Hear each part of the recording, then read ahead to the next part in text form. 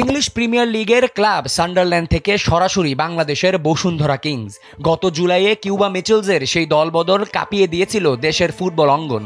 কিন্তু মাত্র কয়েক মাসেই মোহভঙ্গ। বকেয়া বেতন আর ক্লাব কর্তৃপক্ষের নানা অনিয়মের অভিযোগ তুলে কিংসের সাথে সম্পর্ক চুকিয়ে দিয়েছেন এই মিডফিল্ডার। 2025 সাল বাংলাদেশের ফুটবলে এক নতুন ভোরের নাম।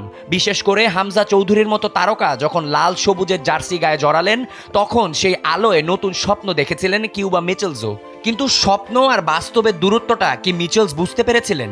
ইউরোপের উন্নত ফুটবলের পরিবেশ ছেড়ে বাংলাদেশের লিগে পা রেখেই তাকে পড়তে হয় বড় ধাক্কায়। খেলার নিম্নমান, জরাজীর্ণ অবকাঠামো আর পেশাদারিত্বের অভাব ধীরে ধীরে প্রতিটি পদক্ষেপই বাধা হয়ে দাঁড়ায়। তবে মিচেলসই প্রথম নন। বসুন্ধরা কিংসের এই অস্থিরতা যেন পুরনো রোগ।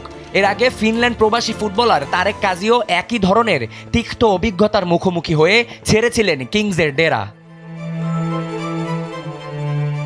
সান্ডারল্যান্ড অনূর্ধ্ব 21 দলের সেই তেজ নিয়ে যখন কিংসের তাঁবুতে পা রাখেন, তখন সবার চোখ ছিল মিচেলসের ওপর।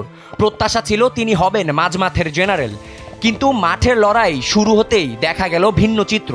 মিডফিল্ডের যে কোনো পজিশনে মানিয়ে নেওয়ার দুর্দান্ত ক্ষমতা থাকলেও কিংসের জার্সিতে নিয়মিত হওয়াটা তার জন্য হয়ে দাঁড়িয়েছিল এক কঠিন চ্যালেঞ্জ।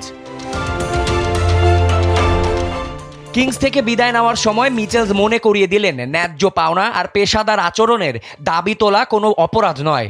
কোনো খেলোয়াড় যেন নিজেকে অসহায় মনে না করে। পেশাদারত্বের এই দাবিটি ছিল তার বিদায় বেলার শেষ হুঙ্কার।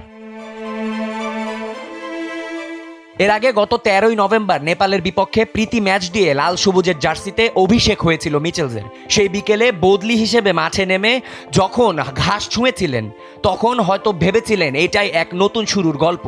কিন্তু কিউবা মিচেলসের এই বিদায় বাংলাদেশের ফুটবলের জন্য এক বড় শিক্ষা নাকি কেবলই এক আক্ষেপের নাম?